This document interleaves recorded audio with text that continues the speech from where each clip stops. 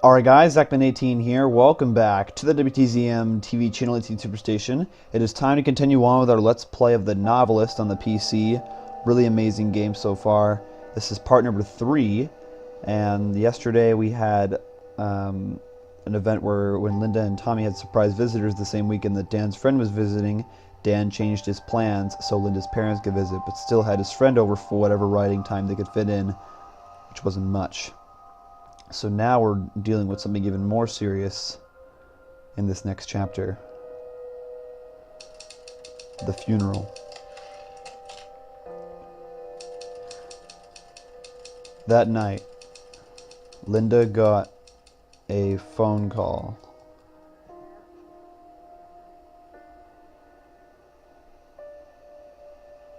Okay. Anne, I just got off the phone with Mom. She told me about Grandma Joe. I know we expected it sooner rather than later, but this is hitting me so much harder than when Granddad died last year. Do you remember going to Grandma Joe's house after school on Wednesdays and playing until Mom got off work? How Grandma Joe always had a surprise for us, even if it was just cookies in the oven. She'd always time it so the whole house would smell like them when we got there. I hope the minister captures those little moments because they don't seem as little now. I wish the circumstances were different, but it will still be good to see you at the funeral. What am I saying? You probably won't even get this until after the funeral. I guess I just needed to write anyway. Love, Linda. Mark the 21st of this month on your calendars. For one day only, watch the world-famous Fighter 5 as they scream across the sky. Witness death-defying feats of flying in a display unlike anything you've ever seen. Guaranteed to blow you away. Don't miss it. Probably something Tommy wants to do. Dan, big news. Got a call from Bracket Books in Eugene, and they want you to do a reading from Windsong. Maybe even some Q&A, some book signings, all that good stuff. I think you should do it. In fact, I'm going to be pretty pissed if you don't. Bracket is a big outlet, so if this goes well, orders for the new book will definitely go up. I don't need to remind you how long it's been since Chambers Way came out. If you don't keep your name out there, no one will even notice when you finish the new book, whatever it's called. Hell, speaking of the new one, why don't you read some of it too? Maybe the second chapter you sent me last month. That one was pretty good. Bracket Books, Eugene, the 21st. See you there. Paul, P.S. You know the long game, right? Nailing this one would mean a bigger advance in the next book. Who's here? Oh, Tommy. What's up, dude? Okay. Is she in heaven? I'm sure she is, honey. That's tough.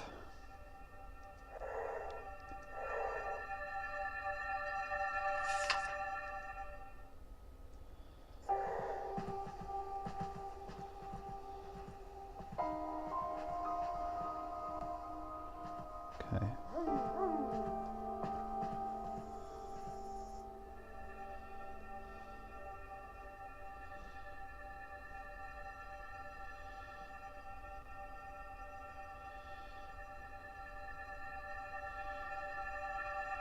Mom and Dad left this morning, and I'll never have to wear that sweater again. It's not just ugly, it's hot and itchy. And the why do you ask trick completely worked. I don't think I've ever seen Dad, I don't know what else to call it. He blushed. That made the trip worth it, although seeing that Mom and Dad are doing well was great too. Maybe Dan and I will end up that happy down the road.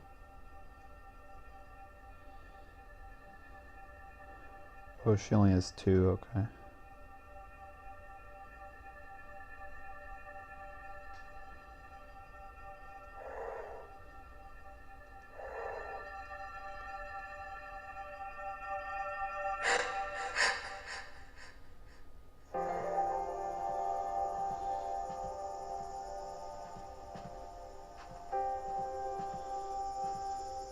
I walked out to the bluff to remember Grandma Joe and say goodbye.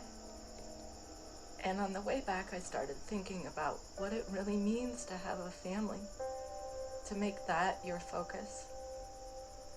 She seemed to take such joy in being surrounded by her family, providing for them, taking care of them. I hope I never took that for granted. When I got back to the house, a question hit me that I can't get out of my head. What will Tommy think about Dan and me when he gets older? And what if Tommy has kids of his own? I can't even begin to think of myself as a grandmother. I haven't even been a mother for that long, and I'm still feeling my way through what it means to be a good one. At least I'll always have an example. I miss you, Grandma Joe, and I'll never forget you. I promise. Boy, that's tough. Call him by ticket, he was coming to the funeral.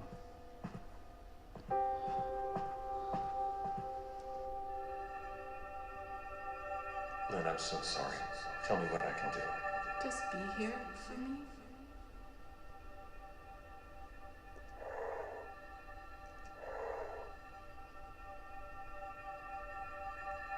Tiny and Keller just pulled out of the driveway. Still glad they came, but I know it wasn't exactly what they had planned. I think they were a little surprised and bummed out not to be the only guests, and it definitely got into our riding time. Oh well. We did get one afternoon to fish, but we didn't do much more than talk about our books. We didn't even get a chance to sit down and read each other's pages. Still better than nothing, I guess. Yeah, it's tough making decisions like this.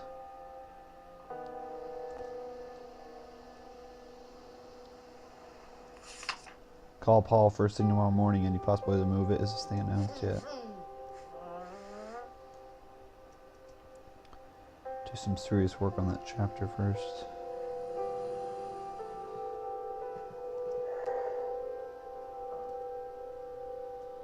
Search the house for more clues for Tommy.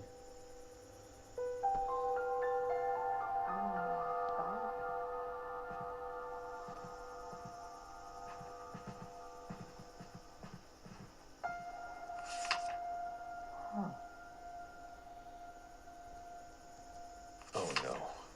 Joe's funeral's the same day as the signing in Eugene, and Paul says they can't move it.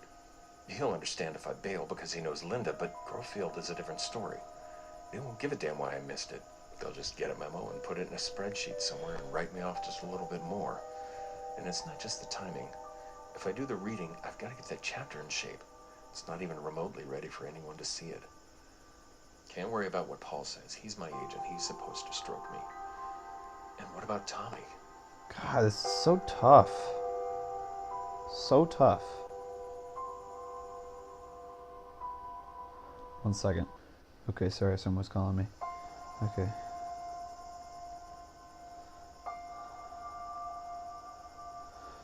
It's too much of a situation now to the point where we can't be helping the kid.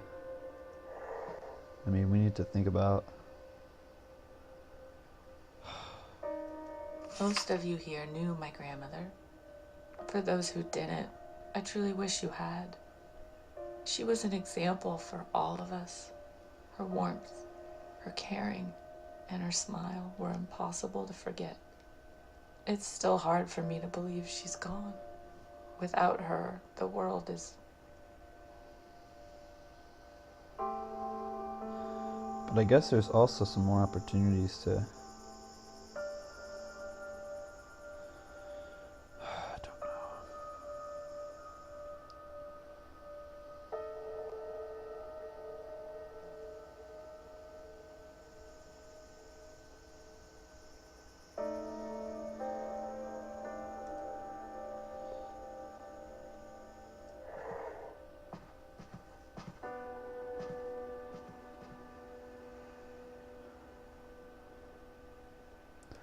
Alright, I'm going with Tommy and Linda.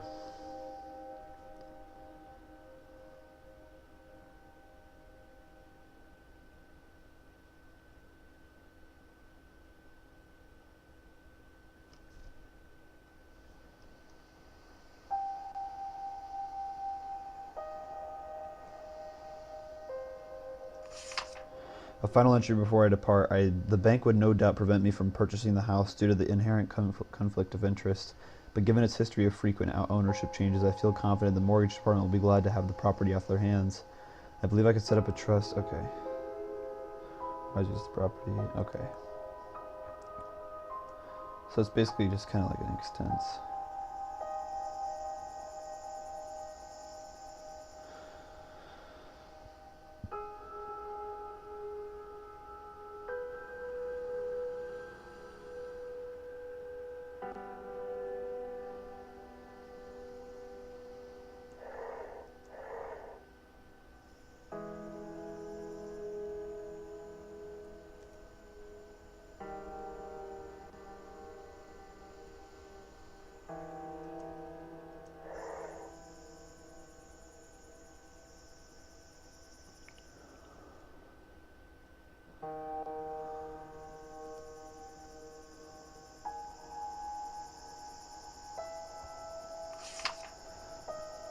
We're here, so why don't I feel more excited? This is supposed to be fun, just Roger and me, and Mom and Dad think we're here with Ben and Lori, but of course that was just a trick.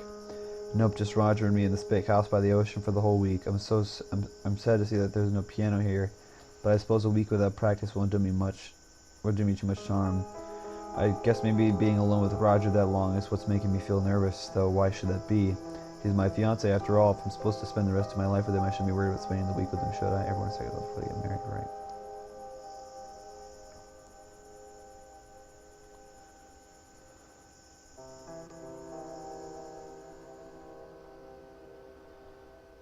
Alright, I think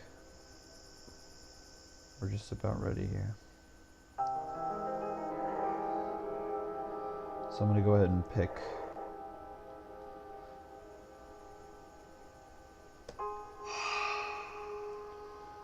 that, and then I'll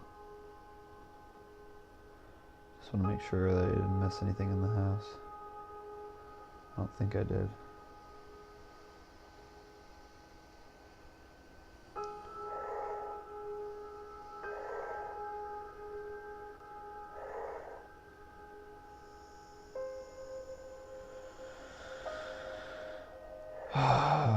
Alright, this is gonna be tough, but let's go for it.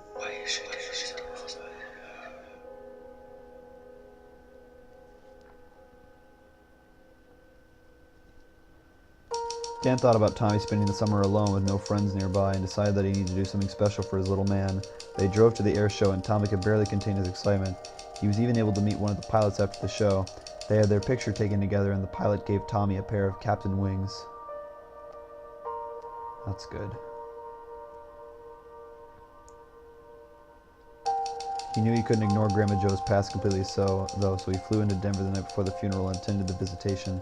He was on the ground for less than 12 hours before having to fly back out, and Linda was hurt that he didn't go to the services as well, but she knew he was trying to make the best of a difficult situation.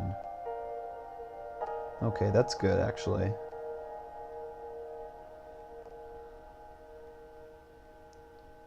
But what? Paul was livid when Dan called and said he couldn't make the reading.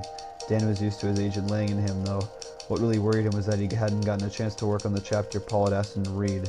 That gnawed at him. He knew he couldn't afford to keep putting his book second if he wanted it to be his best work. Yeah, but maybe we can try making some progress into that. And that's how the Kaplan's first month at the house on the cliff came to an end.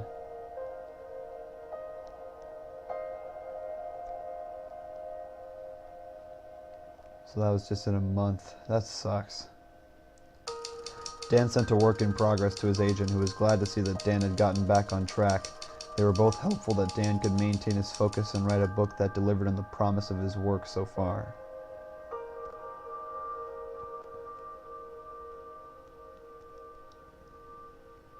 The next day, Dan made good on a promise to take Tommy into the woods and look for arrowheads, so they drove to the site of a Suslaw settlement and got to work. Dan and Tommy had fun digging around in the dirt, getting messy and looking for artifacts. They found a handful of arrowheads, which Tommy proudly showed his mother when they got home.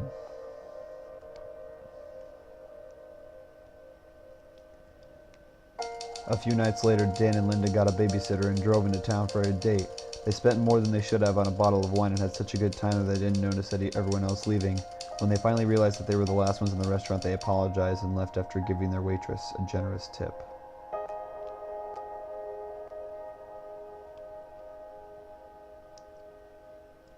They still had 2 more months on the coast, and their story was just beginning. So we're kind of a third into the game now. Okay.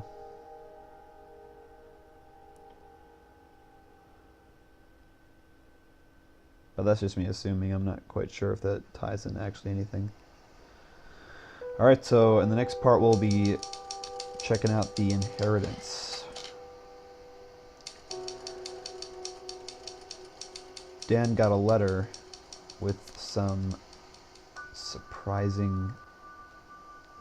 Oh, man. This will be interesting. Alright, so that is going to do it for part number 3 of our Let's Play of the Novelist on the PC. Thanks for watching, everybody. I'm Zachman18, and as always, I will see you guys in my next video, coming soon. Peace out.